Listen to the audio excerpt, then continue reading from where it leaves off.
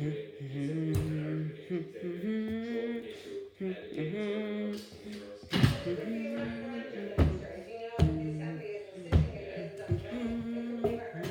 exact the referendum, the will of the people. And the Taoiseach one time, there were a number of instances where I thought this was by which he had legislated today to provide a crash out between the nations, Scotland and Ireland, and he identified it. Our priority at the moment is that we will have an agreement between the British government and the EU.